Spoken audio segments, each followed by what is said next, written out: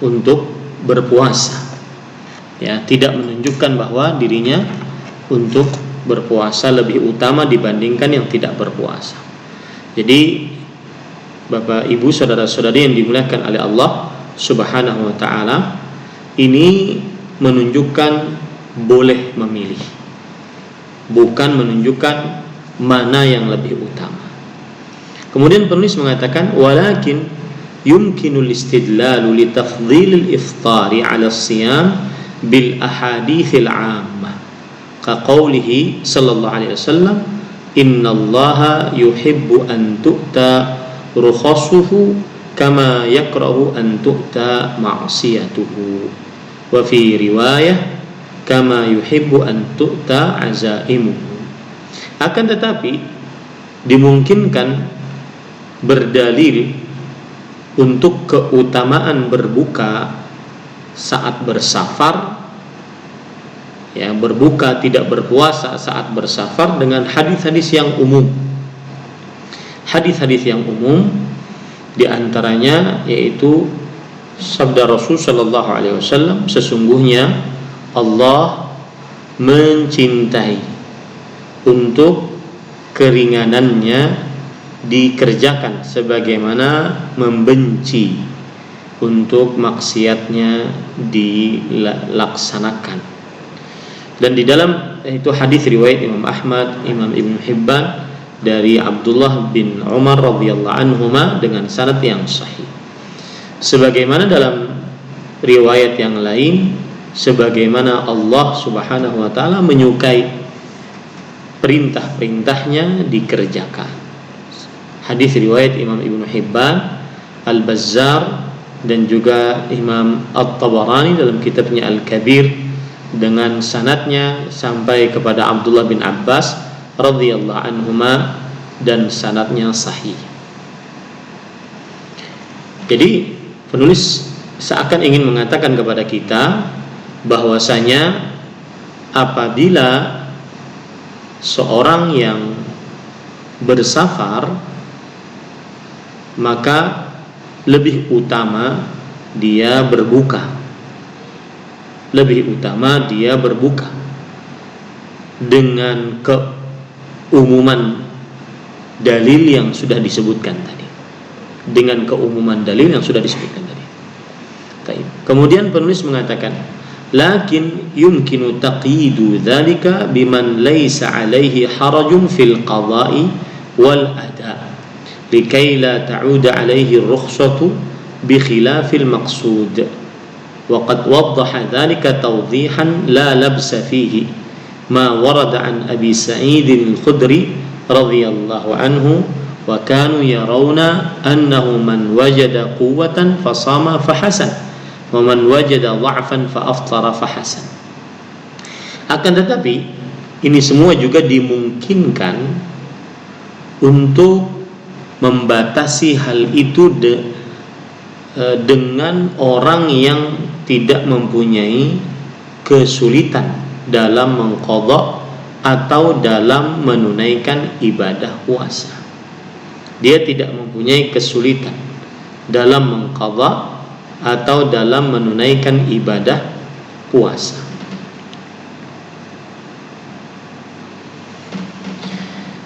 Apa maksudnya?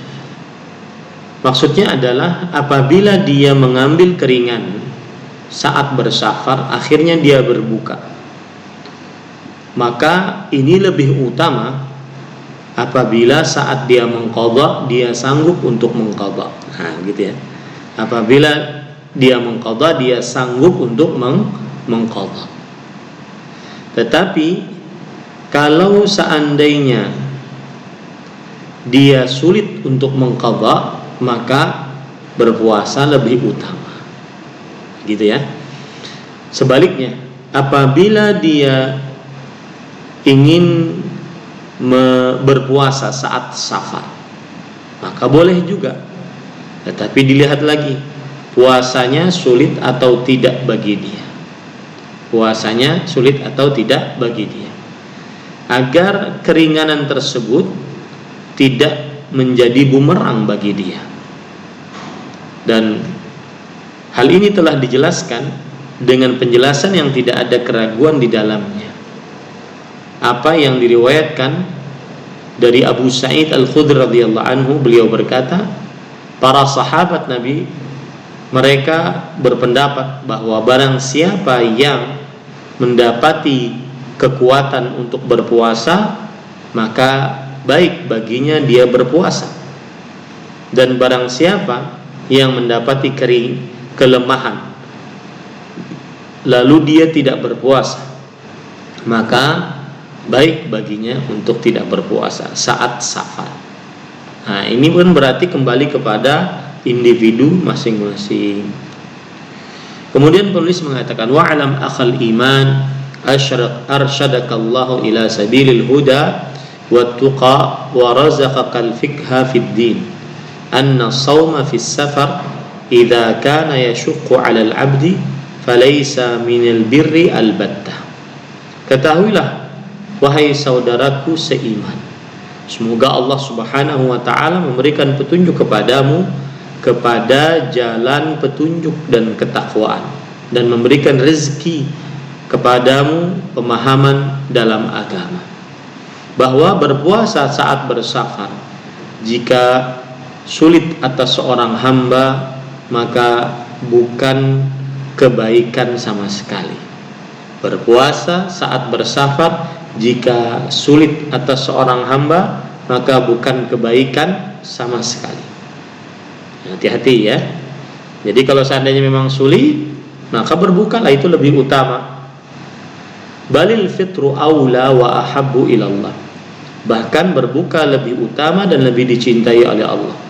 Wa syahidu hadzal amr ma warada an ghairi wahidin minas sahabati radhiyallahu anhum anna an-nabiy sallallahu alaihi wasallam qala laisa minal birri as-sawmu as-siyamu fis safar. Dan dalil akan perkara ini bahwasanya apabila sulit berpuasa saat bersafar, maka bukan kebajikan bagi seseorang untuk berpuasa saat bersafar. Ya.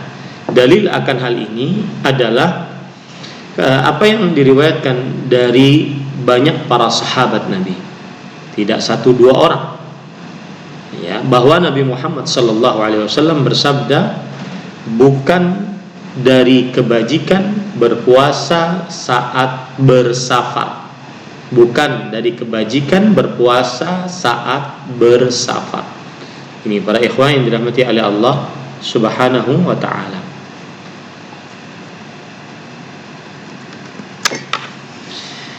Baik, Bapak Ibu saudara-saudari yang dimuliakan oleh Allah Subhanahu wa ta'ala, hadis tadi diriwayatkan oleh Imam Bukhari dan Muslim dari sahabat Nabi Jabir radhiyallahu anhu.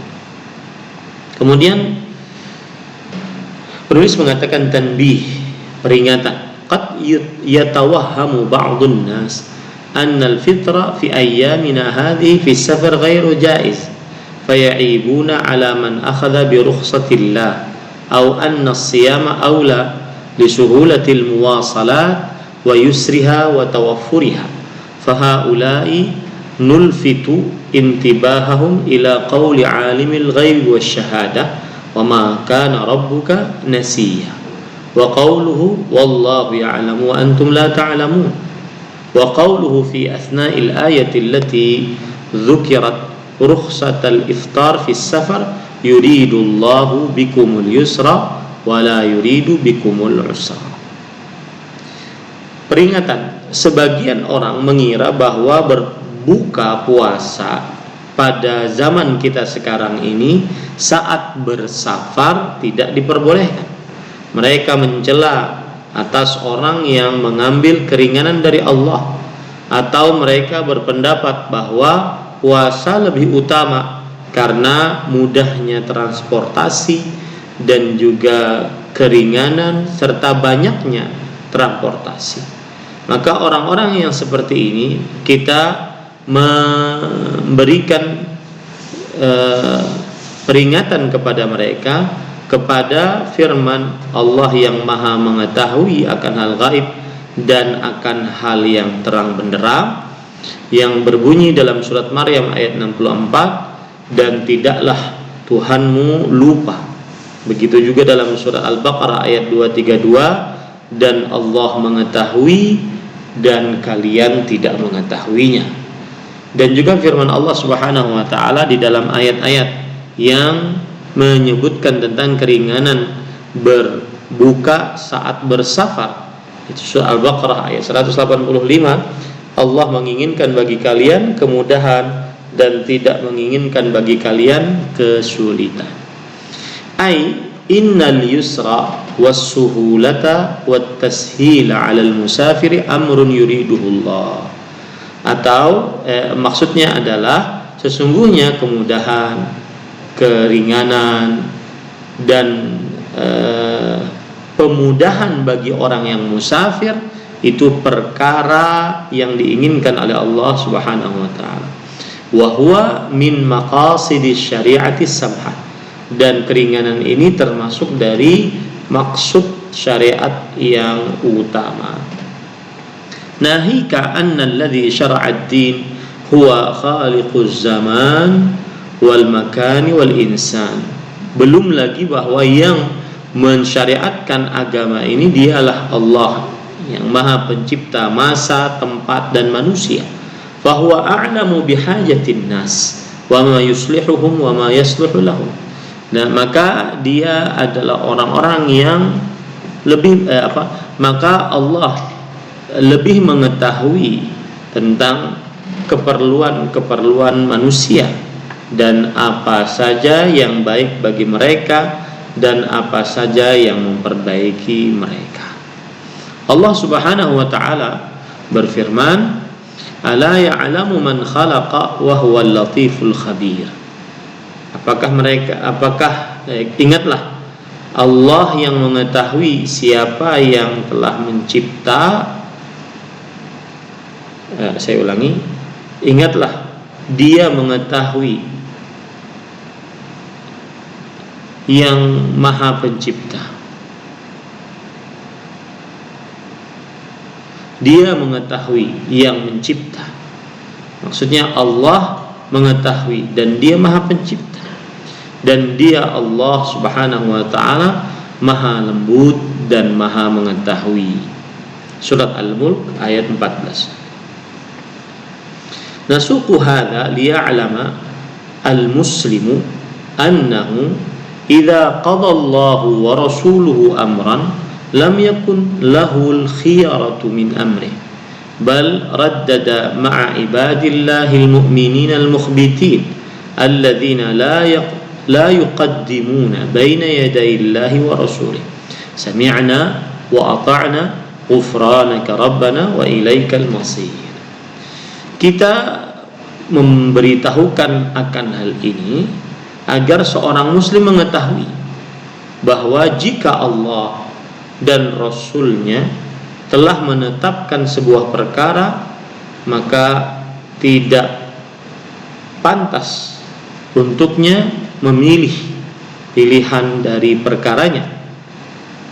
Akan tetapi dia bersama dengan hamba-hamba Allah yang beriman, yang taat, yang tidak mendahului di depan Allah dan Rasulnya, dengan mengucapkan kami telah mendengar, kami telah taat, maha suci, kami telah mendengar, kami telah taat, kami memohon ampunan darimu wahai Tuhan kami, hanya kepadamu tempat kembali. Surat Al-Baqarah ayat 285.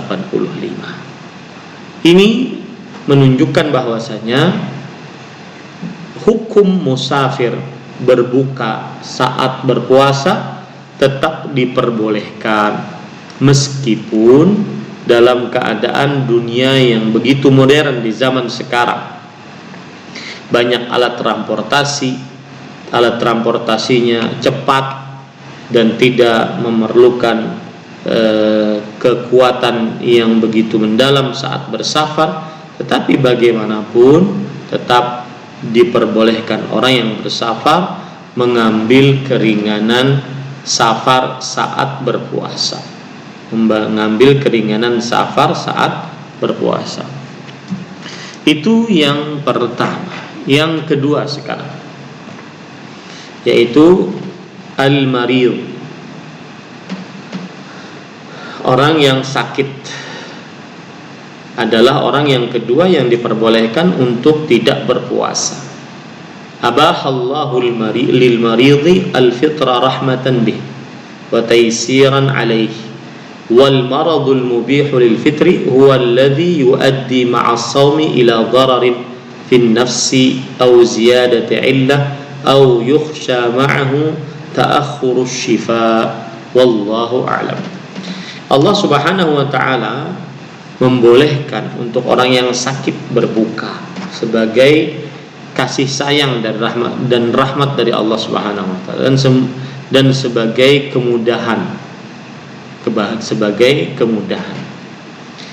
Dan orang yang sakit yang diperbolehkan untuk berbuka, dialah orang yang penyakit yang diperbolehkan untuk berbuka yang menyebabkan dengan berpuasa memberikan bahaya di dalam diri ataupun bertambah penyakit, atau dikhawatirkan bersamaan dengannya terlambat kesembuhan. Wallahu a'lam. Jadi di situ ada 3. Sakit yang diperbolehkan untuk tidak berpuasa, yang berbahaya pada diri atau menambah penyakit, ataupun diperkirakan melalui hitungan medis terlambat kesembuhannya gara-gara berpuasa. Maka ini diperbolehkan untuk tidak berpuasa saat sakit. Ya, saat sakit. Saya ulangi sekali lagi, sakit yang diperbolehkan untuk tidak berpuasa adalah sakit yang menyebabkan bahaya pada diri sendiri atau bertambah penyakitnya, atau dikhawatirkan akhirnya terlambat kesembuhannya. Kemudian yang ketiga yaitu al-haidu wan nufasa, yang artinya wanita haid dan wanita-wanita yang nifas. Dan ini adalah orang ketiga yang diperbolehkan untuk tidak berpuasa di bulan Ramadan. Penulis mengatakan, ajma'a ahlul ilmi annal haidha wan nufasa'a la yahillu lahum as-shawm wa annahuma tuftirani wa taqdiyan wa annahuma idza samata lam yujzihuma as-shawm wa sayati bayanu dzalika insyaallah. Para ulama berijma. Ijma itu artinya bersepakat dalam sebuah perkara sepeninggal Rasulullah Shallallahu Alaihi Wasallam dari perkara-perkara agama.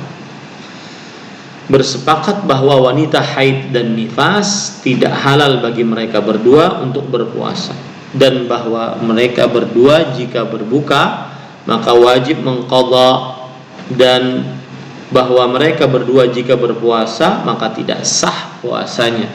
Dan ini akan dijelaskan insyaallah pada halaman 75-76. Tadi yang nomor 2, bahwa orang yang tidak berpuasa itu karena sakit maka dia boleh berbuka dan dia mengqadha di lain hari, kecuali kalau seandainya sakitnya tersebut sakit yang kronis, menahun, sulit diharapkan kesembuhannya, dan dia tidak sanggup untuk berpuasa, maka dia membayar fidyah. Nanti kita akan bahas ini. Nah, yang keempat yaitu asy-syaikhul kabir al-fani wal mar'atul ajuz, yang artinya orang tua renta laki-laki dan perempuan. Ini boleh untuk tidak berpuasa karena mungkin saking lemahnya, saking tuanya tidak sanggup untuk berpuasa, maka boleh untuk tidak berpuasa. Qala Ibnu Abbas radhiyallahu anhuma asy-syaikhul kabiru wal mar'atul kabiratu la yastati'ani asin suma fayut'imani makana kulli yaumin miskina. Abdullah bin Abbas radhiyallahu anhuma berkata,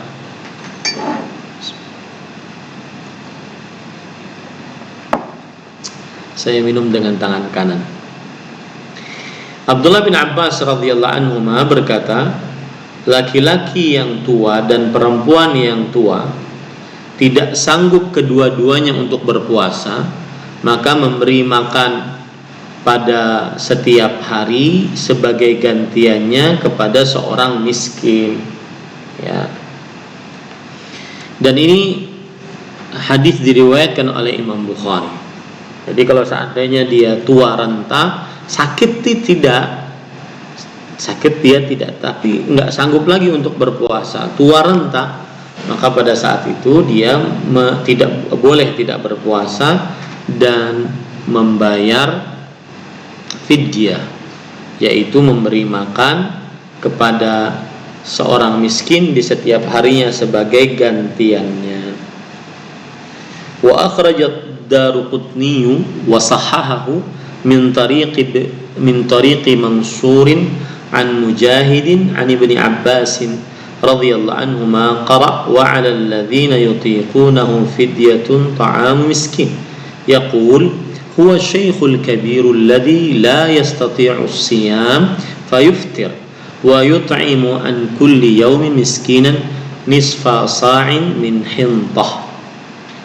Diriwayatkan oleh Imam Ad-Daruqutni dan beliau sahihkan dari jalan Mansur dari Mujahid dari Abdullah bin Abbas radhiyallahu anhuma, beliau berkata, dan orang-orang yang tidak sanggup untuk berpuasa mereka membayar fidyah, memberi makan kepada orang miskin.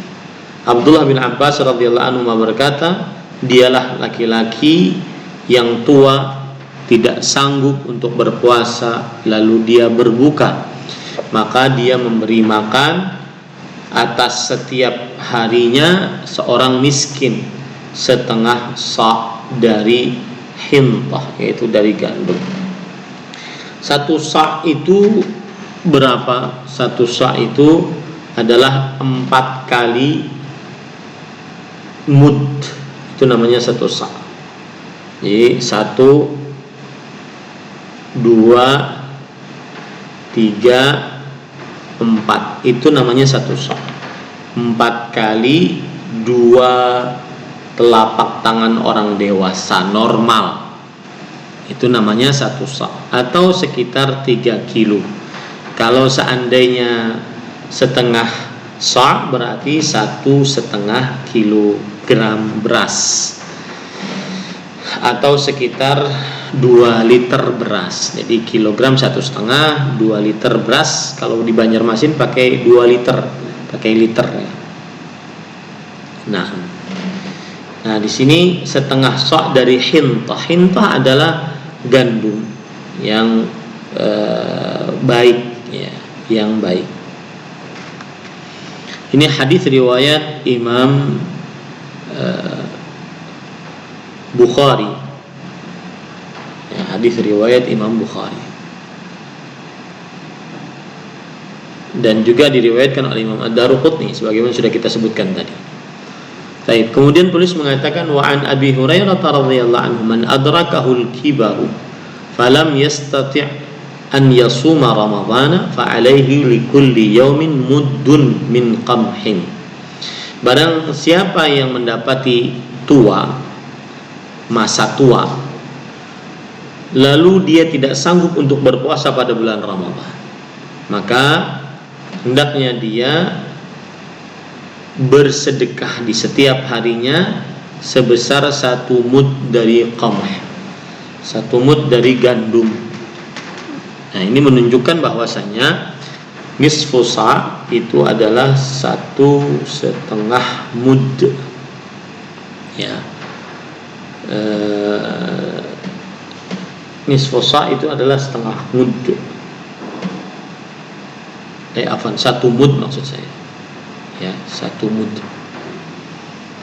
Dan 1 mud itu ini 1, 2, ini 1 mud.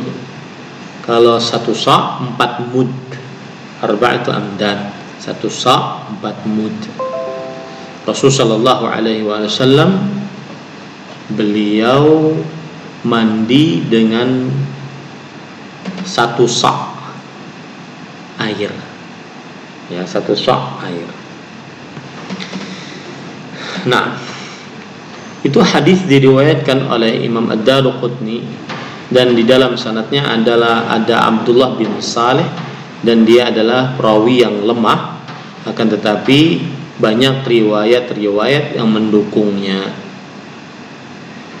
Kemudian riwayat yang selanjutnya dibawakan oleh penulis, wa an Anas bin Malik annahu dha'afa 'an shaum 'aman fa sana'a jafnata tharidin wa da'a 30 miskinan fa ashba'ahum. Anas bin Malik radhiyallahu anhu, beliau tidak sanggup untuk berpuasa pada suatu tahun, maka beliau kemudian membuat makanan tharid sebesar 1 panci besar. Lalu beliau manggil 30 orang miskin dan beliau beri makan sampai kenyang. Nah, di sini berarti ada 2 cara memberikan fidyah. Yang pertama, memberikan makanan 1 kali makan kenyang, siap saji, siap santap, 1 kali makan kenyang. Ada cara yang kedua, yaitu setengah sa', bersedekah dengan makanan pokok setengah sa', 1,5 kilogram atau 2 liter, begitu ya. Baik itu beras, kurma, gandum, atau yang semisalnya. Nah, kemudian yang kelima, yaitu al-hamilu wal murdhi'u, wanita hamil dan wanita yang menyusui. Ini termasuk daripada orang-orang yang diperbolehkan untuk tidak berpuasa di siang hari bulan Ramadan.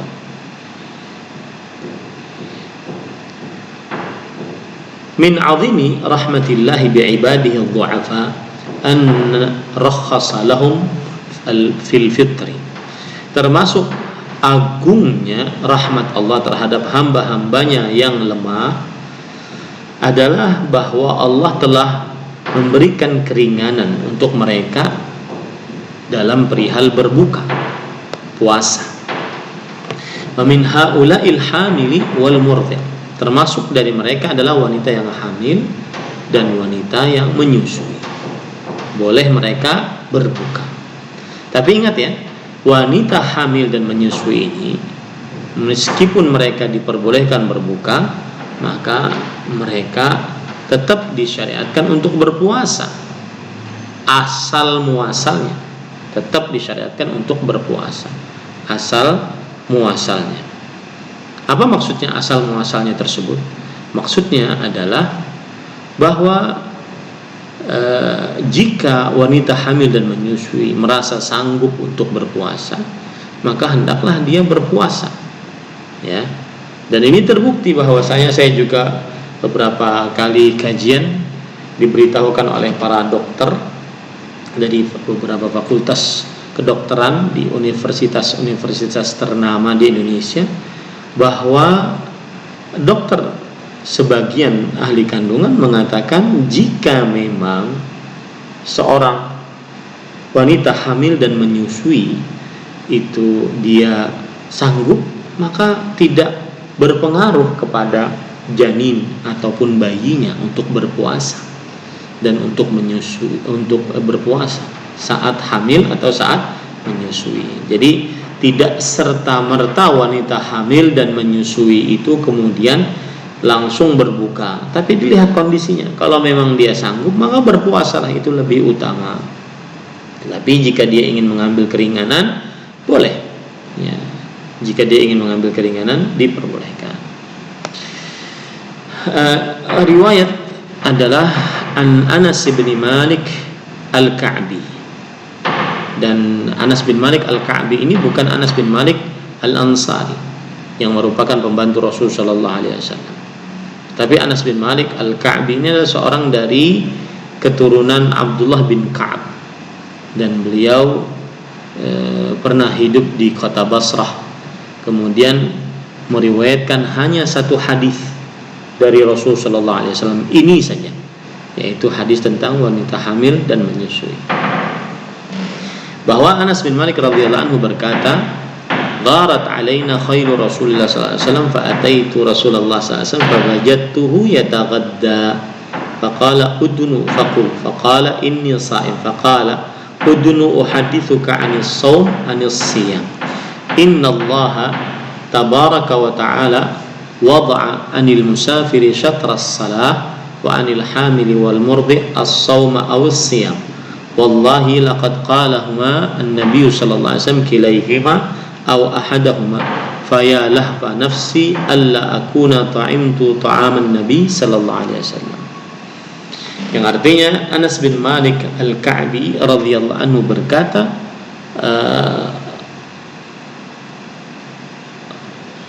Rasulullah sallallahu alaihi wasallam terlambat kuda beliau dari kami. Artinya beliau kok tidak terlihat kudanya. Lalu aku mendatangi Rasul sallallahu alaihi wasallam, ternyata beliau sedang makan. Lalu Rasul sallallahu alaihi wasallam berkata, "Mari ke sini, ayo makan." Kemudian Anas bin Malik Al-Ka'bi berkata, "Sesungguhnya aku sedang berpuasa wahai Rasulullah." Lalu Rasulullah SAW mengatakan, "Mari sini, aku akan meriwayatkan kepadamu tentang puasa. Sesungguhnya Allah Subhanahu wa ta'ala telah membebaskan atas seorang musafir setengah sholat." Yaitu orang yang musafir boleh untuk mengqashar sholatnya. Dan Allah Subhanahu wa ta'ala telah membebaskan atas seorang wanita yang hamil dan menyusui untuk tidak berpuasa. Demi Allah, sungguh Rasulullah sallallahu alaihi wasallam mengucapkan keduanya dan atau salah satu dari keduanya. Ya. Maka sangat merugi diriku untuk tidak makan bersama makanan Rasulullah sallallahu alaihi wasallam. Ya. Untuk tidak makan bersama Rasulullah sallallahu alaihi wasallam. Nah, ini menunjukkan bahwasanya wanita hamil dan menyusui mereka diperbolehkan untuk berbuka. Baik. Kemudian bab yang ke-14. Mata yuftirus sha'im. Kapan seorang yang berpuasa berbuka? Ya, maksudnya ini membicarakan tentang berbuka. Kapan orang yang berpuasa berbuka?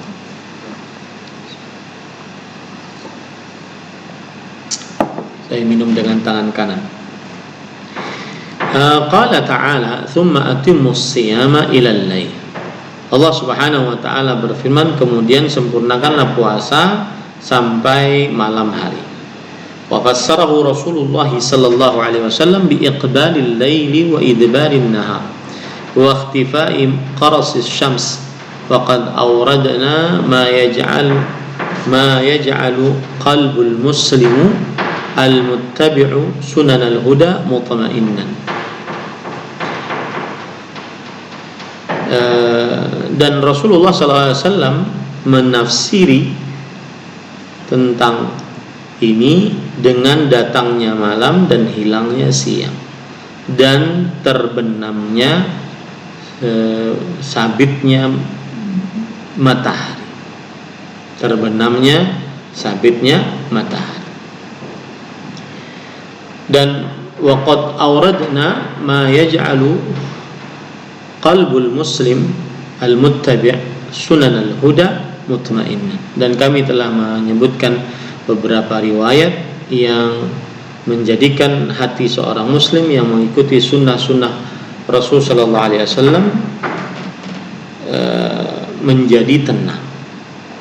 Faya Abdullah, hadhihi aqwalu Rasulillah sallallahu alaihi wasallam baina yadayka qad qara'taha wa ahwalahu lam ta'ud takhfa 'alaika wa qad 'alimtaha wa wa af'alu ashabihi radhiyallahu anhum qad absartaha faqad ittaba'u ma jaa'a bihi ar-rasul al-qudwata hadwal qudzah bil qudzah. Wahai hamba Allah, ini adalah sabda Rasulullah sallallahu alaihi wasallam di hadapanmu.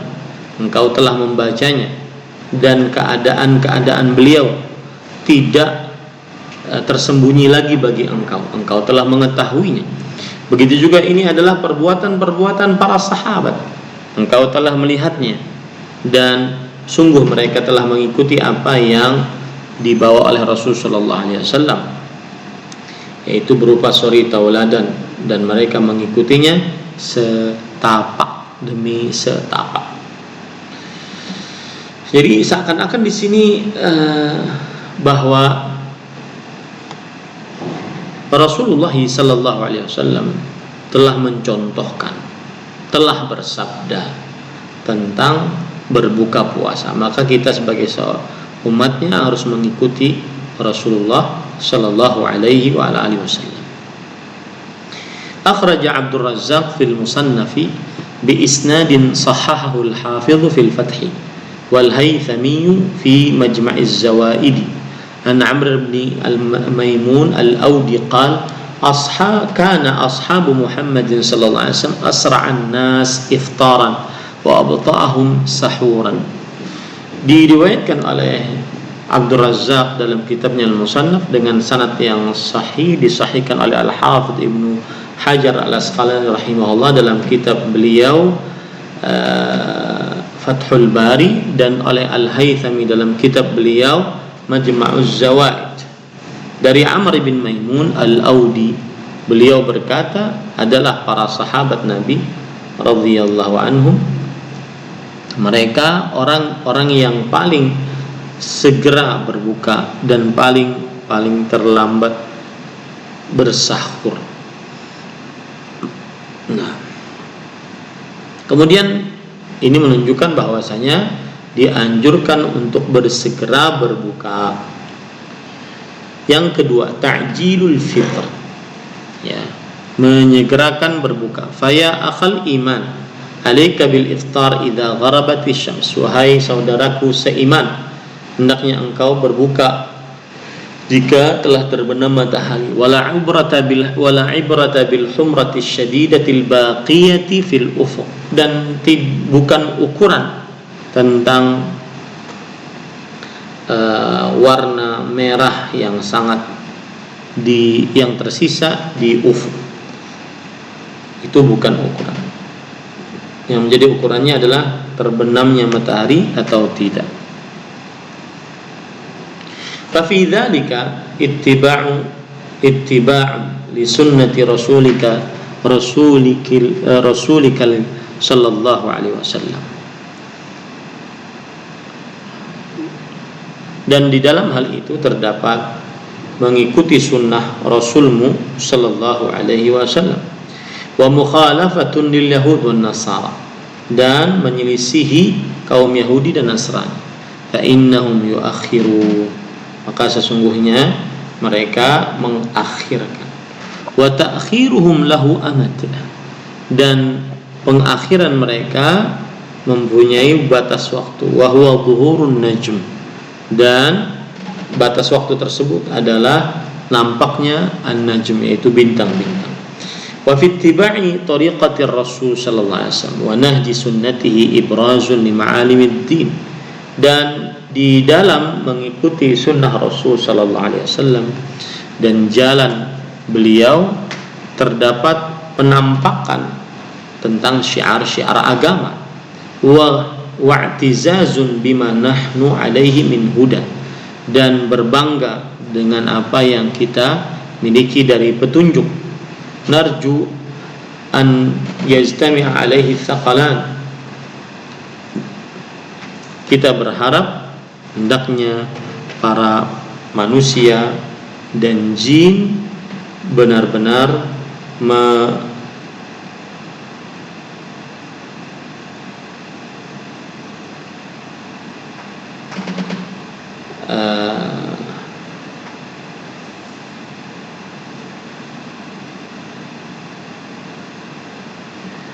innahum saya ulangi, wa fi dzalika ittiba'un li sunnati rasulika sallallahu alaihi wasallam, dan di dalam hal itu terdapat pengikutan terhadap sunnah Rasul sallallahu alaihi wasallam, wa mukhalafatun lil yahud wan nasara, dan menyelisihi kaum Yahudi dan Nasrani.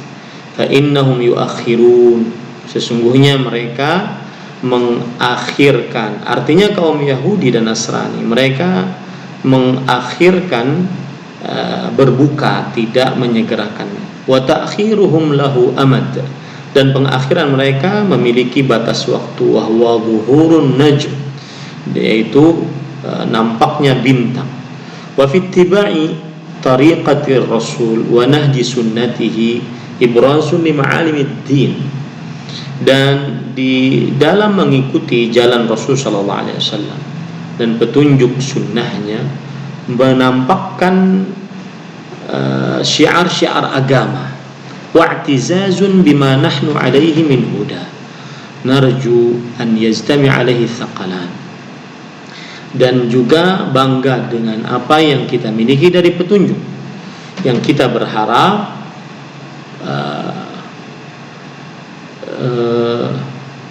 dua jenis makhluk, yaitu manusia dan jin, berkumpul di atasnya.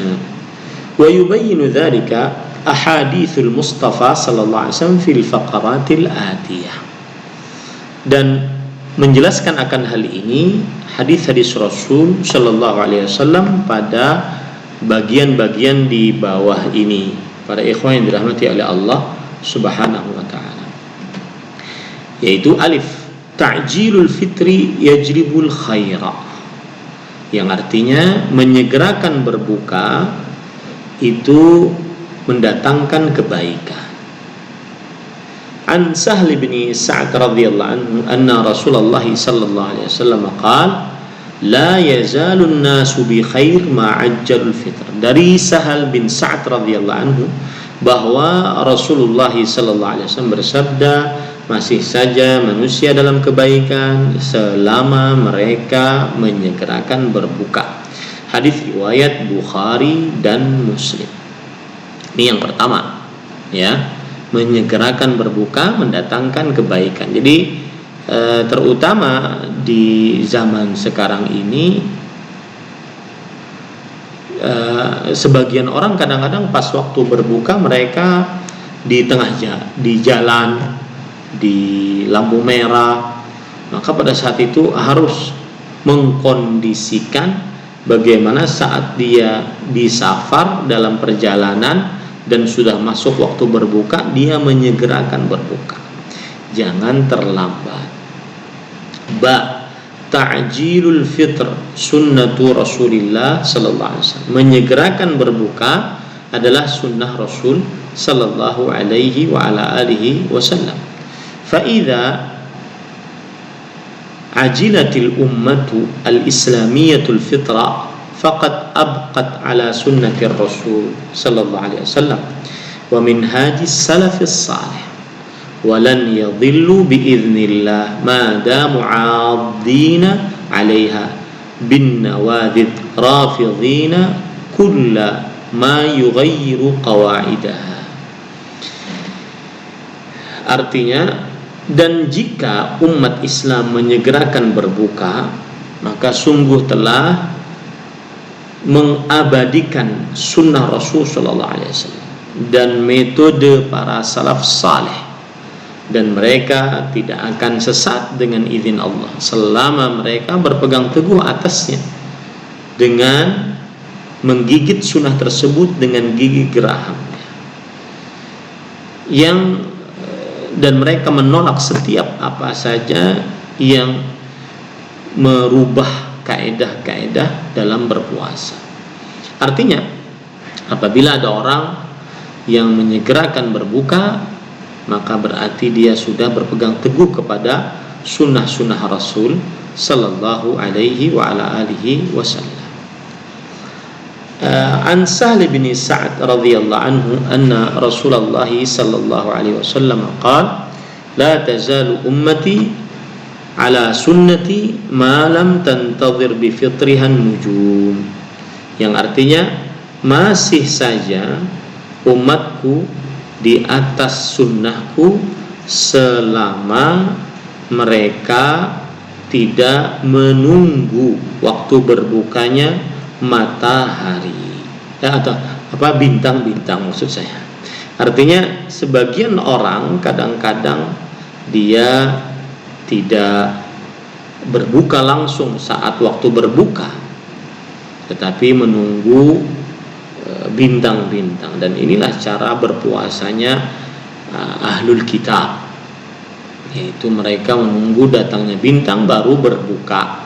Maka ini sebuah kekeliruan, dan datangnya bintang sudah malam, ya bukan hanya waktu terbenam matahari tetapi sudah malam, bahkan mungkin sudah lewat waktu sholat maghrib baru berbuka. Ini sebuah kekeliruan.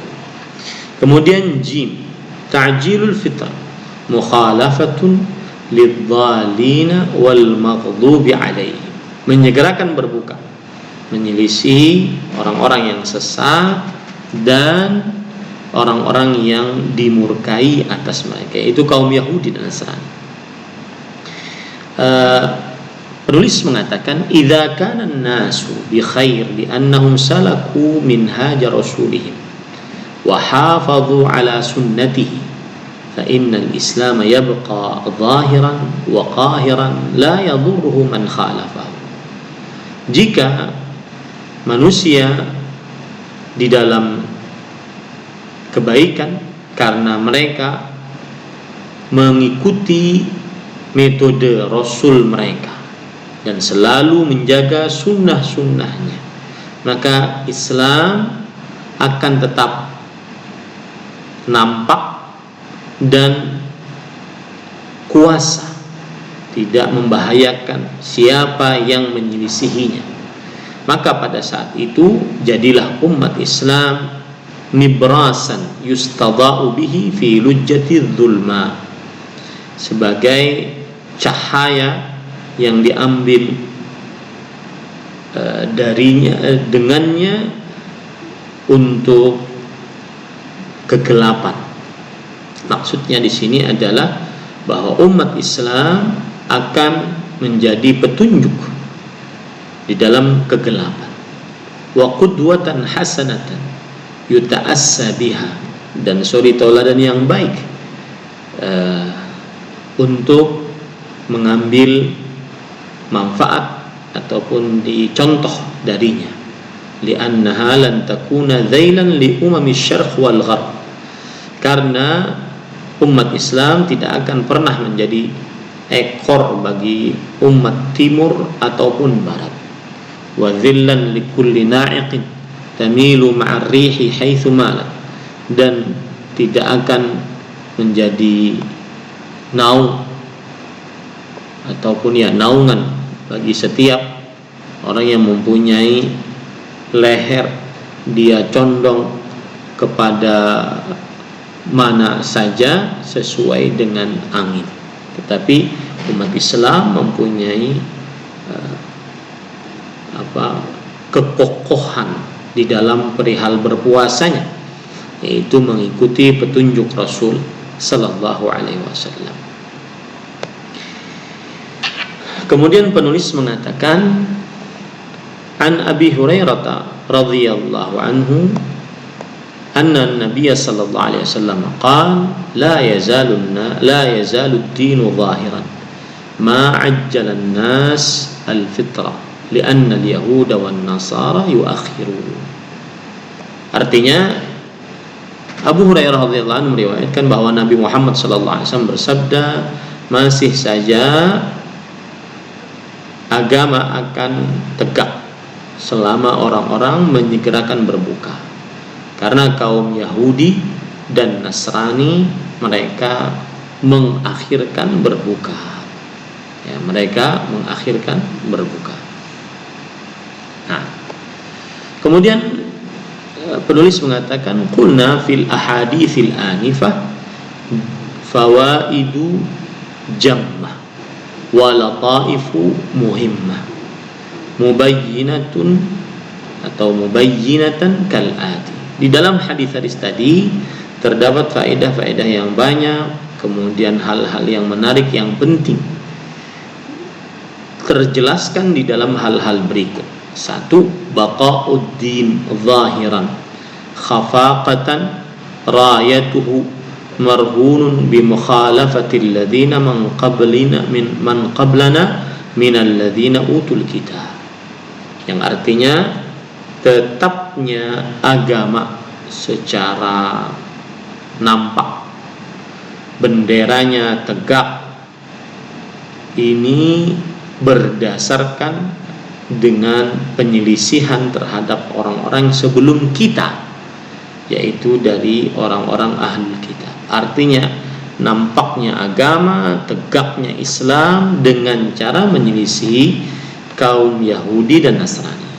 Wa fi dzalika bayanun lil ummatil islamiyah annaha tahuzul khair bihadzafirihi idza baqiyat ummatun mutamayyizatun rabbaniyatun la syarqiyyatun wala gharbiyah. Dan di dalam hal ini terdapat penjelasan untuk umat Islam bahwasanya umat Islam akan mendapatkan selalu kebaikan dengan segala macamnya jika tetap menjadi umat yang istimewa, yang rabbani, sesuai dengan petunjuk Allah dan Rasulnya, dan tidak mengikuti ke timur atau ke barat. Rafidatan antadura fi falakil karnilin, menolak untuk berputar di dalam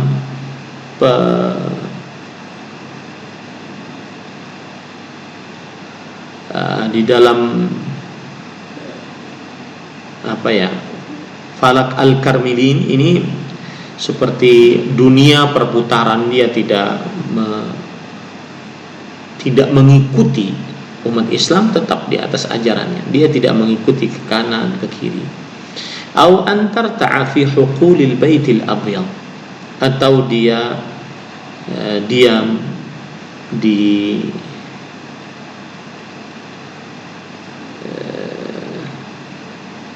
kebun-kebun rumah putih, maksudnya yaitu mengikuti orang-orang yang condong kepada orang-orang yang tinggal di negeri orang-orang kafir. Kallalahu Allahu bis-sawad, semoga Allah Subhanahu wa taala memberikan kepada rumah putih tersebut cat kehitaman. Au an tuwalli wajha syatra London, atau dia menghadapkan wajahnya ke London, artinya condong ke arah Amerika atau condong ke arah London atau condong ke arah bukan kepada syariat Islam. Ja'alaha Allahu kharaban yababan, semoga Allah Subhanahu wa taala menjadikan dia sebagai kehancuran. Fa idza fa'ala dzalika baqiyat kasyamah bainal umam tarinnu ilaiha al-absar wa tahwi ilaiha al-afidah. Maka apabila umat Islam menjalankan akan hal ini senantiasa sesuai dengan petunjuk Rasul sallallahu alaihi wasallam, maka dia akan selalu tegak menang di antara umat, dan orang-orang pandangannya akan menoleh kepada umat Islam, hatinya condong kepada umat Islam. Walan takuna kadzalik illa birruju'i lil Islam kitaban wa sunnatan wa aqidatan wa minhajan. Dan tidak akan pernah seperti itu umat Islam kecuali dengan kembali kepada Islam, baik mengamalkan Al-Quran, sunnah Rasul, baik dalam perkara akidah ataupun dalam perkara cara beragama. Nah, kita masuk dulu kepada sesi pertanyaan. Sudah 1 jam kita berbicara. Semoga kita bisa lanjutkan pada kesempatan yang akan datang. Wallahu a'lam wa sallallahu nabiyana Muhammad walhamdulillahi rabbil alamin.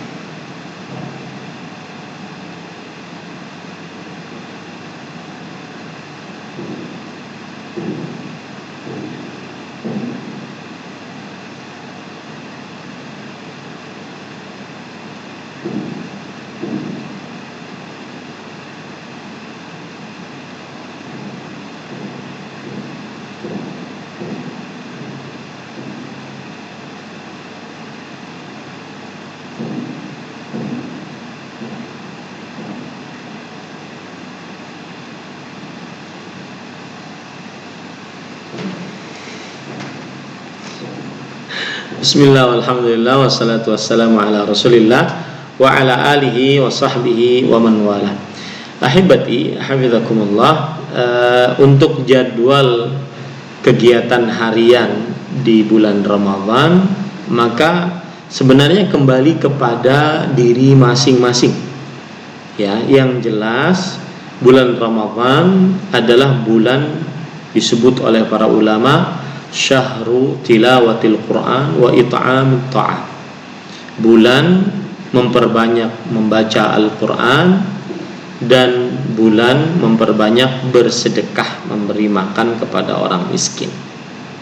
Kemudian yang ketiga yang harus diperhatikan saat bulan Ramadan adalah menjauhi hal-hal yang membatalkan puasa dan hal-hal yang mengurangi pahala puasa. Ya, jadi beda antara hal-hal yang membatalkan puasa seperti makan, minum, semakna makan dan minum, kemudian sengaja muntah, kemudian juga apalagi dan lain-lainnya dari hal-hal yang membatalkan puasa. Di sana ada hal-hal yang mengurangi pahala puasa seperti melakukan perbuatan yang mengkonsekuensikan kepada kedustaan, kemudian perkataan dusta, kemudian perkataan sia-sia seperti ghibah, namimah, kemudian juga berkelahi, bertengkar, kemudian juga seseorang mengatakan perbuatan dan perkataan rafath, yaitu yang berkaitan dengan syahwat, kemaluan, syahwat terhadap perempuan, maka ini dijauhi saat berpuasa. Adapun jadwal harian, maka ibu dan kaum muslimin bisa membuat sendiri jadwal apa yang cocok untuk seseorang bisa dia amalkan saat dalam bulan Ramadan. Saat bulan Ramadan. Wallahu a'lam. Adapun untuk membuka warung saat siang hari bulan Ramadan, maka Allah Subhanahu wa taala berfirman, "Wa ta'awanu 'alal birri wat taqwa wa la ta'awanu 'alal itsmi wal 'udwan." Tolong menolonglah dalam kebaikan dan ketakwaan, dan janganlah tolong menolong dalam dosa dan permusuhan. Termasuk tolong menolong dalam dosa adalah membuka warung makan di tengah kaum muslimin yang sedang berpuasa di siang hari bulan Ramadan. Maka silahkan dia buka mungkin setelah sholat asar ataupun di malam hari untuk keperluan kaum muslimin berbuka dan makan malam ataupun sahur. Adapun dari pagi sampai siang sampai setelah sholat zuhur, maka ini waktu kaum muslimin sedang berpuasa. Tolong menolonglah di dalam kebaikan dan ketakwaan. Jangan tolong menolong dalam dosa dan permusuhan. Wallahu a'lam. Nah,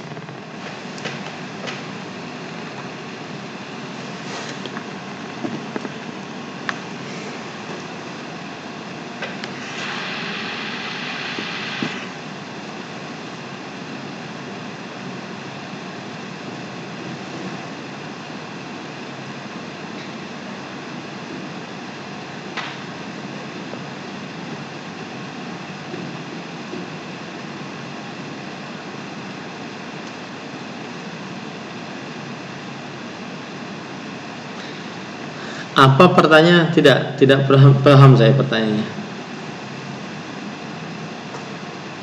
Saya tidak memahami pertanyaannya.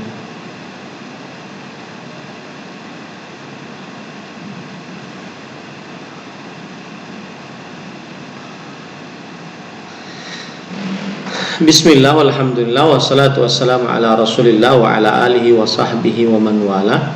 Saya belum pernah mendapati ada riwayat baik dari Al-Quran ataupun hadis Rasul sallallahu alaihi wasallam yang menyebutkan salah satu keutamaan bulan Ramadan adalah penghuni kubur diringankan siksanya jika mereka mendapatkan siksa. Yang ada adalah dalam hadis riwayat Tirmidzi dan yang lainnya bahwa idza kana awwalu lailatin min Ramadan, jika pada malam pertama dari bulan Ramadan, futihat abwabul jannah falam yughlaq minha bab, dibukakan pintu surga maka tidak ada satu pintu pun tertutup. Wa ghulqat abwabun nar falam yuftah minha bab, dan ditutup pintu neraka, tidak ada satu pintu pun yang terbuka. Wa suffidatis syayatin wa maradatul jin, dan para syaitan diikat dengan rantai, begitu juga para jin. Lillahi fihi khairun, lillahi fihi lailatun khairun min alfi syahr. Di dalam bulan Ramadan Allah memiliki satu malam yang lebih baik daripada 1000 bulan. Kemudian dalam hadis yang lain, lillahi utaqa'u minan nar wa dzalika fi kulli lailah. Dan Allah Subhanahu wa taala memiliki hamba-hamba yang dimerdekakan di dalam bulan Ramadan, dan itu di setiap malam bulan Ramadan. Itu yang saya ketahui. Adapun penduduk kubur, penghuni kubur diringankan siksanya karena memasuki bulan Ramadan, Allahu a'lam. Nah,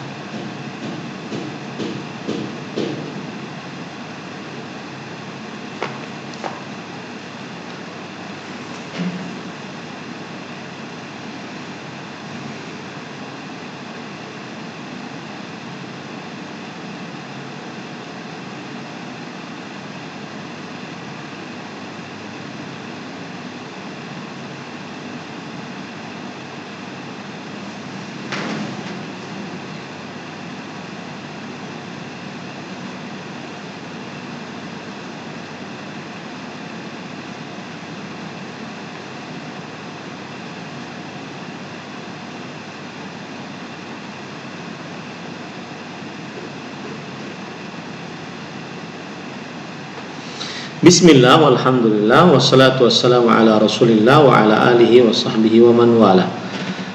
Bulan Ramadan adalah syahrul ibadah, bulan memperbanyak ibadah kepada Allah Subhanahu wa taala.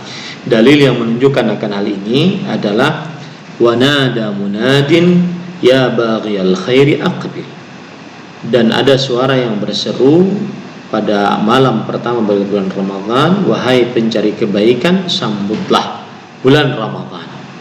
Ini menunjukkan bahwasanya semestinya seorang yang dia memasuki dan diberikan kesempatan hidup, kesempatan umur untuk mendapati bulan Ramadan, semestinya dia memperbanyak ibadah kepada Allah Subhanahu wa taala. Adapun apa yang disebutkan tadi dari nongkrong-nongkrong sebelum waktu berbuka, maka dikhawatirkan ini malah mengurangi pahala puasa Ramadan, kecuali kalau seandainya nongkrong-nongkrongnya tersebut untuk hal-hal yang bermanfaat, yang mendatangkan pahala dan bernilai ibadah. Akan tetapi jika hanya sekedar untuk duduk-duduk, melihat orang lalu lalang, melihat orang membeli ini membeli itu, bahkan mungkin mendengarkan musik, melihat perempuan yang diharamkan, maka ini sangat-sangat mengurangi pahala puasa Ramadan. Oleh karena itu, isilah Ramadan dengan hal-hal yang bermanfaat. Istilah nongkrong-nongkrong sebelum bulan Ramadan atau yang disebut dengan istilah ngabuburit mungkin bisa diisi dengan hal-hal yang baik sebelum berbuka puasa, seperti mendengarkan kajian, seperti membaca Al-Quran, menghatamkan Al-Quran, dan seterusnya. Akan tetapi kalau seandainya untuk hal-hal yang berbau dosa dan maksiat, maka ini dikhawatirkan Ramadannya nanti akan berkurang pahalanya. dikhawatirkan masuk ke dalam hadis Rasul sallallahu alaihi wasallam, rubba sa'imin laisa lahu min siyami illa al-ju'u wal 'atash. Berapa banyak orang yang berpuasa tidak ada bagian dari puasanya kecuali hanya lapar dan haus saja. Maka jangan sampai kita sudah meninggalkan hal-hal yang mubah, makan, minum, bersetubuh dengan istri, kita tinggalkan padahal itu mubah demi berpuasa, tetapi malah kita mengerjakan hal yang haram. Ini sama saja dengan orang mengerjakan amalan sunnah tetapi meninggalkan amalan wajib. Begitulah orang yang berpuasa yang tidak mengisi hari-hari puasanya di dalam bulan Ramadan dengan memperbanyak amal ibadah. Wallahu a'lam. Nah.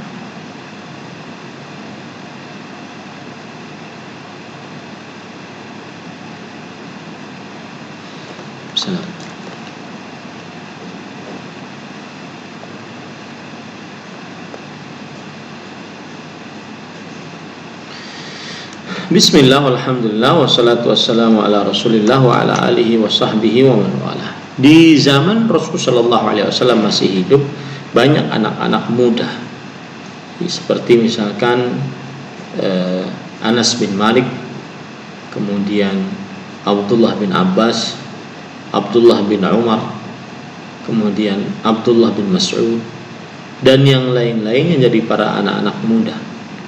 Dan mereka ini senantiasa di dalam bulan Ramadan atau menyambut bulan Ramadan benar-benar mengetahui keutamaan bulan Ramadan. Jadi saya berpesan kepada anak-anak muda yang masih muda dan kuat untuk beribadah kepada Allah Subhanahu wa taala.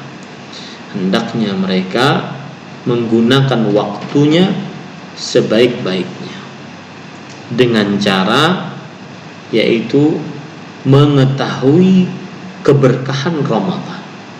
Karena dengan mengetahui keberkahan Ramadan, akhirnya dia tidak ingin di dalam dirinya lewat keberkahan tersebut begitu saja tanpa dia mendapatkannya.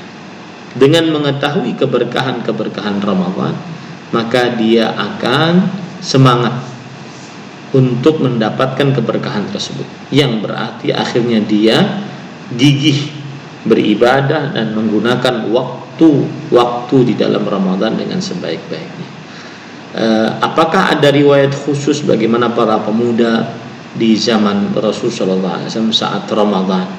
Maka saya belum mendapati riwayat khusus tersebut. Akan tetapi secara umum kalau kita lihat hadis-hadis Rasul Sallallahu Alaihi Wasallam tentang keutamaan bulan Ramadan dan ruginya orang yang tidak menggunakan Ramadan dengan sebaik-baiknya, maka kita akhirnya mengambil pelajaran bahwa masuknya seorang muslim diberikan kesempatan oleh Allah untuk memasuki bulan Ramadan, diberikan umur oleh Allah untuk memasuki bulan Ramadan, ini nikmat yang besar dari Allah Subhanahu wa taala. Jangan sampai dia kemudian akhirnya menjadikan nikmat tersebut menjadi sebuah keburukan, kesengsaraan, karena dia tidak menggunakan nikmat tersebut dengan sebaik-baiknya. Ada hadis suatu ketika riwayat Imam Ibnu Khuzaimah, Rasulullah SAW naik ke atas mimbar, lalu beliau mengucapkan amin, amin, amin. Lalu para sahabat Nabi berkata, innaka sa'idtal mimbar faqulta amin, amin, amin. Wahai Rasulullah, engkau ketika naik ke atas mimbar, kau mengucapkan amin sebanyak 3 kali. Amin artinya ya Allah kabulkanlah, ya Allah kabulkanlah, ya Allah kabulkanlah. Apa maknanya? Kemudian Rasulullah SAW menjawab, atani Jibril mendatangiku, faqala man adraka Ramadan falam yughfar lahu fadakhala an-nar fa'abadahu Allah. Qul amin, faqultu amin. Kata Jibril alaihi salam, barang siapa yang mendapati bulan Ramadan lalu dia tidak diampuni dosa-dosanya karena tidak menggunakan Ramadannya sebaik-baiknya, lalu dimasukkan ke dalam neraka, dijauhkan dari surga. Maka Jibril mengatakan, wahai Muhammad, ucapkanlah amin.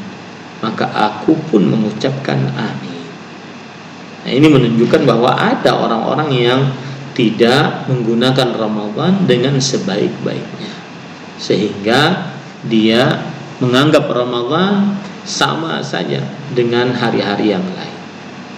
Padahal Jabir radhiyallahu anhu berkata, wala taj'al yauma shaumika wa yauma fitrika sawa. Jangan jadikan hari puasamu dengan hari berbukamu sama. Ya, wallahu a'lam. Nah,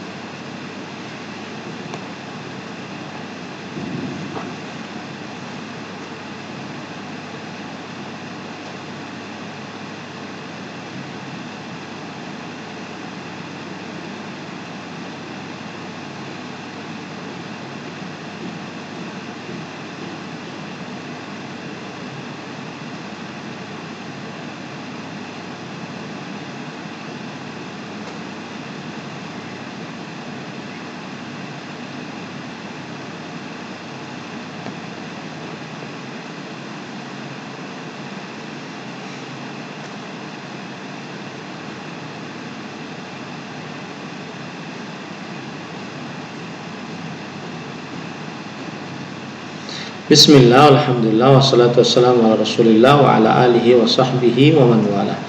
Ahibati, hafizakumullah.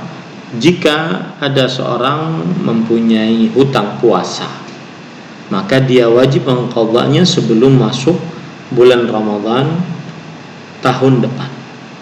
Hari apa saja dia mengqadanya, hari apa saja. Yang penting sebelum masuk bulan Ramadan tahun depan, hendaklah dia berpuasa, ya, kecuali pada hari-hari Idul Adha, Idul Fitri, dan hari-hari tasyrik.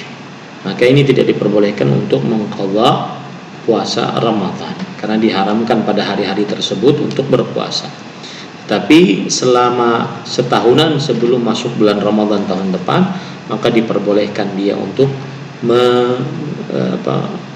mengqadha Ramadannya, sehingga masuk dia bulan Ramadan dalam keadaan dia sudah tidak mempunyai hutang puasa.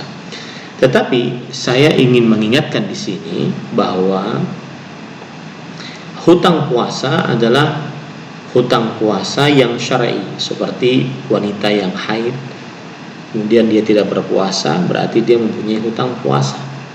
Wanita yang nifas, dia tidak berpuasa, maka berarti dia mempunyai hutang puasa. Wanita yang bepergian lalu dia tidak berpuasa, berarti dia mempunyai hutang puasa. Wanita yang sakit, ya, berarti dia mempunyai hutang puasa. Kalau tidak, hendaknya dia tidak puasa. Adapun yang di dalam hidupnya pernah meremehkan puasa, kemudian akhirnya dia tidak berpuasa. Dia tidak berpuasa padahal dia seorang muslimah, seorang muslimah yang baligh, berakal, mampu muqim selain wanita yang haid dan nifas, maka ketidakpuasaannya ini tidak dianggap sebagai hutang puasa. Ketidakpuasaannya ini tidak dianggap sebagai hutang puasa.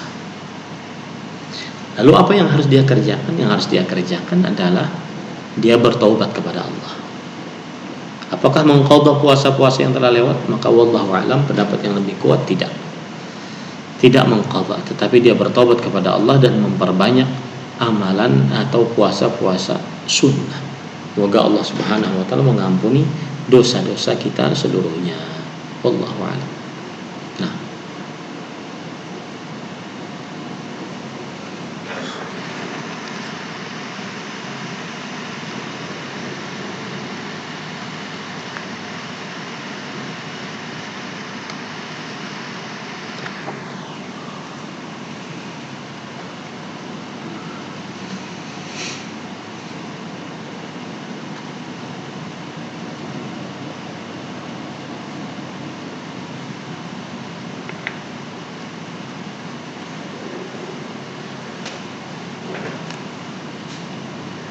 Waalaikumsalam.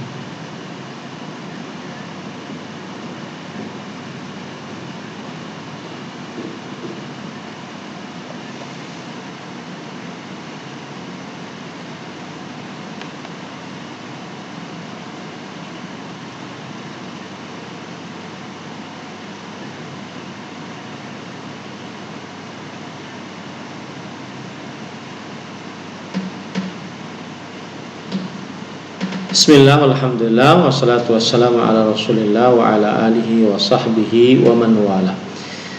Ahibati, hafizakumullah ta'ala.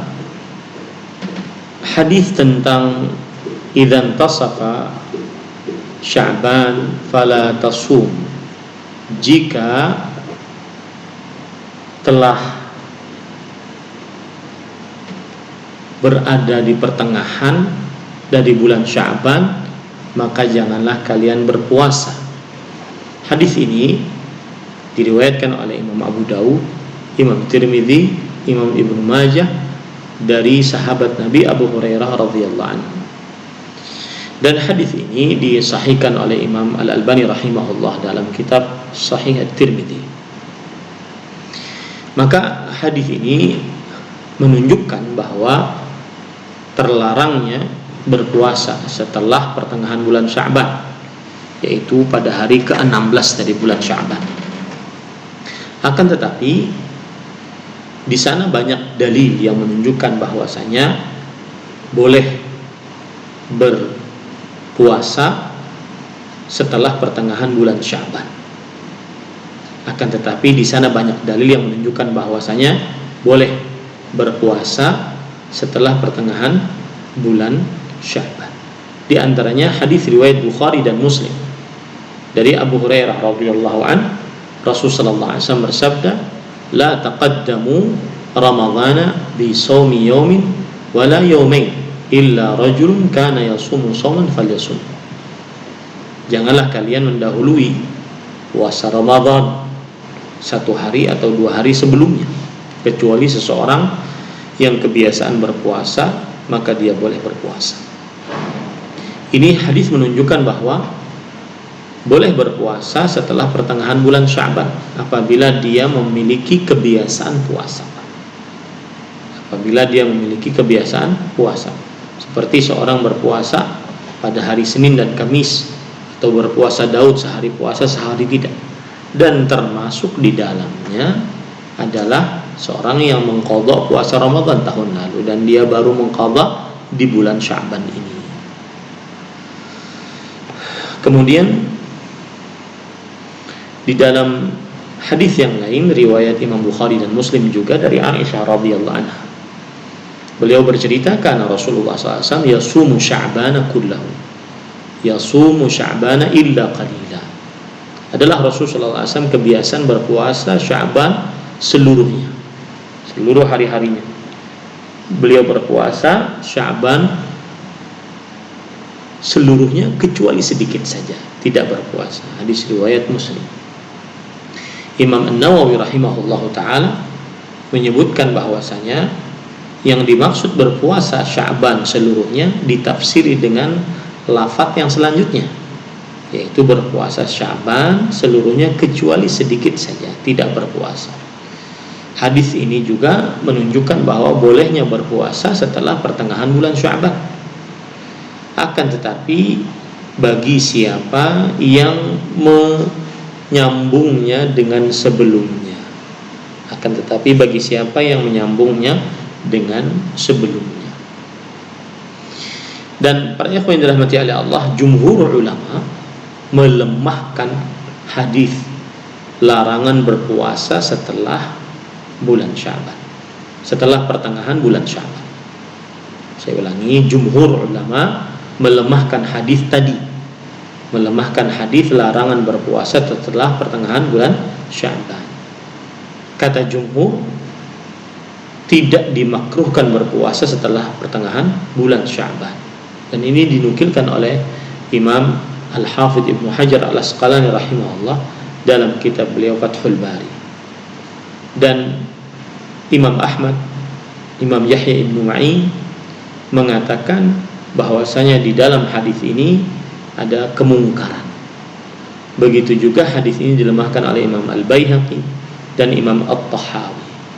Oleh karenanya, wallahu alam, bahwa diperbolehkan seseorang berpuasa setelah pertengahan bulan Sya'ban, baik dia berpuasa dari awal bulan Sya'ban atau dari pertengahan bulan Sya'ban, tetap diperbolehkan untuk berpuasa. Baik dia mempunyai kebiasaan Senin Kemis, atau puasa Daud, atau puasa mengqadha Ramadan, maka diperbolehkan dia. Yang tidak diperbolehkan adalah dia berpuasa sehari atau 2 hari sebelum Ramadan, kecuali yang mempunyai kebiasaan puasa. Termasuk juga di dalamnya adalah yang mengqadha puasa Ramadan, maka masih tetap diperbolehkan untuk berpuasa Ramadan atau mengqadha puasa Ramadan sebelum masuk Ramadan pada tahun depan. Jadi intinya Ibu, boleh seseorang berpuasa mengqadha puasa Ramadan sebelum masuk puasa tahun depan, meskipun itu setelah pertengahan bulan Sya'ban. Wallahu a'lam. Nah,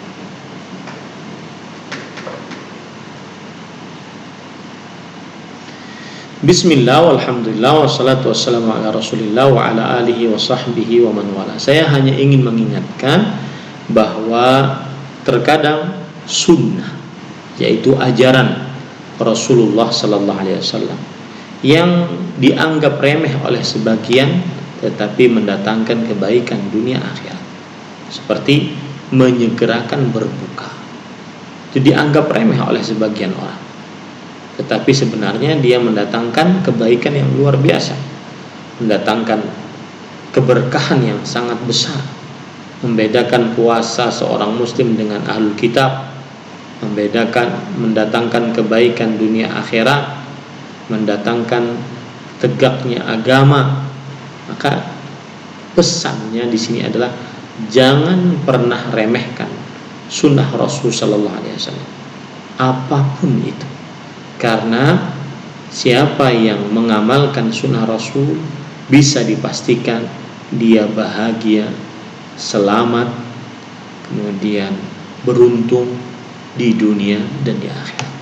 Semoga kita senantiasa cinta kepada sunnah Rasul sallallahu alaihi wasallam dan senantiasa semangat untuk mengamalkan sunnah Rasul sallallahu alaihi wasallam yang merupakan ajaran beliau, baik dalam Al-Quran ataupun hadis-hadis Rasul sallallahu alaihi wasallam. Ini yang bisa disampaikan. Wa sallallahu ala nabiyina Muhammad walhamdulillahirabbil alamin. Wassalamualaikum warahmatullahi wabarakatuh.